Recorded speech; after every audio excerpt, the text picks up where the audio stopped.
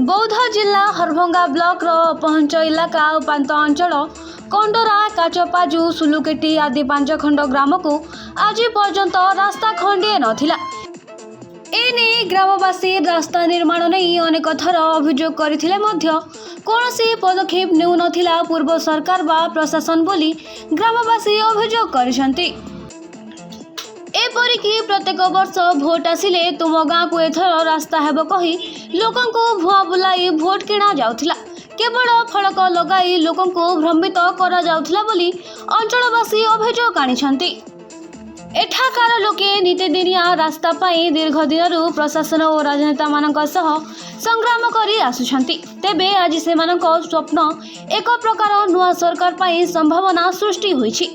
Harbhanga block आडणीगढ़ panchayat अंतर्गत कंडरा काचपाजु सुलुकेटी आदि 5टी ग्राम को 12 कोटी अधिक टंकार व्ययबराद राज्य सरकार पक्षरु करा जायछि। टेंडर प्रक्रिया करण सरिथिबा बेले एहार भित्तिप्रस्तर पड़िछि। ग्राम्य उन्नयन संस्था पक्षरु एने भित्तिप्रस्तर कार्यक्रम आडणीगढ़ ठारे अनुष्ठित होई जायछि।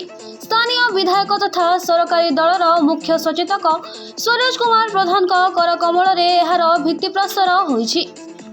एही अवसर रे एक सभा अनुष्ठित होइथिला। एही कार्यक्रम रे ग्राम्य उन्नयन संस्थार वरिष्ठ अधिकारी विद्याधर महांती अध्यक्षतार एक बैठक अनुष्ठित होई जायछि।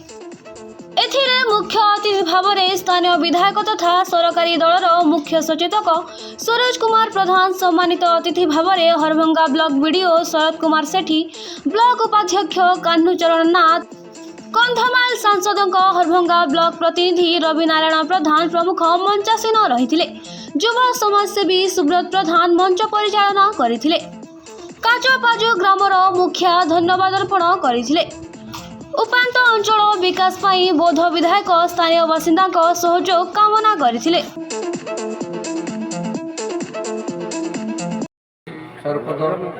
घाटी को आसिथिबा समस्त माँ भौणी माने, आडणीगढ़ पंचायत विभिन्न गाँव आसिथिबा समस्त भद्र व्यक्ति, छोट बड़ आज्ञा माने, भाई माने उपस्थित, पुलिस विभाग बंधुगण, सांबादिक बंधुगण समस्त को मोर कृतज्ञता और अभिनंदन। आज दीर्घ वर्ष गोटे स्वप्न पूरण होगा जाऊँगी अंचल पाई, विशेषकर उपात अंचल कहले चलो। यहाँ जो आज आम ए रास्ता शुभ देलु, आपण मैंने जानी या पूर्वर अनेक जगह खाली ये रास्तार नुहे अनेक जगह पूर्वतन मंत्री एभली फलक माने उन्मोचन कर सारी, शुभ दे सारी।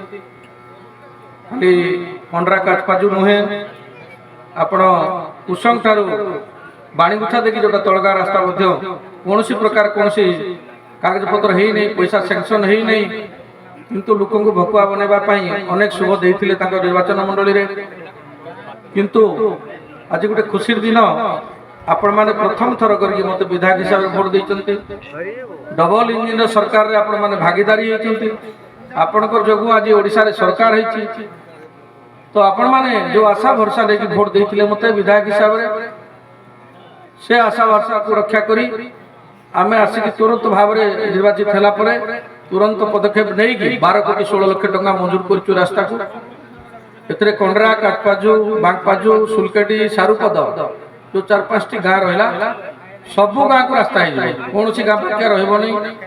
आम डिपार्टमेंट से आलोचना करके पैसा मंजूर करूँ। केवल कंडरा काचपाजु नुहे जो बाकी 3टा गाँ रहा सारुपद सुलकेटी जहाँ भी रही बांकपाजु सबू रास्ता को संपूर्ण हम।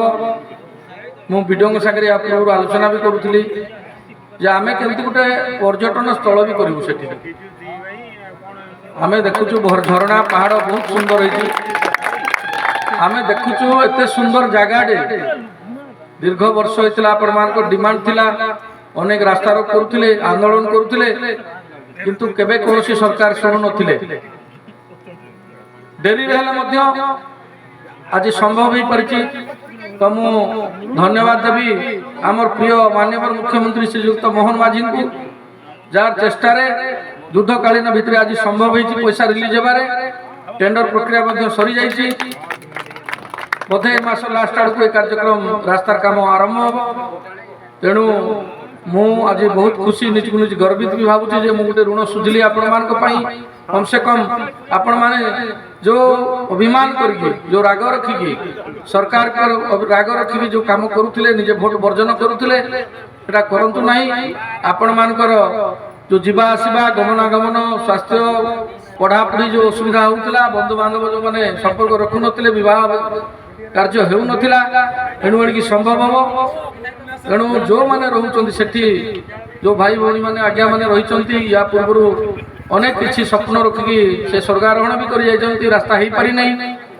तेणु आगामी दिन में आप तार सुफल पाइबे। आपणकर जो आशा भरसा नहीं मत भोट देते से मु प्रथम हिसाब पूरण करी आपणकर स्कूल आपणकर स्वास्थ्य आ मोबाइल नेटवर्क आसूँ कि न देखू ना मोबाइल टावर व्यवस्था करूँ आगामी दिन में आम कथा डिपार्टमेंट सहित। तेणु आपणकर आनिगढ़ पंचायत विशेषकर अनेक एमती जगह अच्छी आहरी जोटा कि रास्ता संजोग है ना अनेक दाबी पत्र भी मत देती सब जगह देखी नहीं शुणी। आगामी दिन में आम सब जगह कमी युद्धकालीन भितर फरेस्ट डिपार्टमेंट को क्लीयरेन्स नहीं कि से रास्ता गुड़ा संजोग करूँ से चेष्टा करूँ।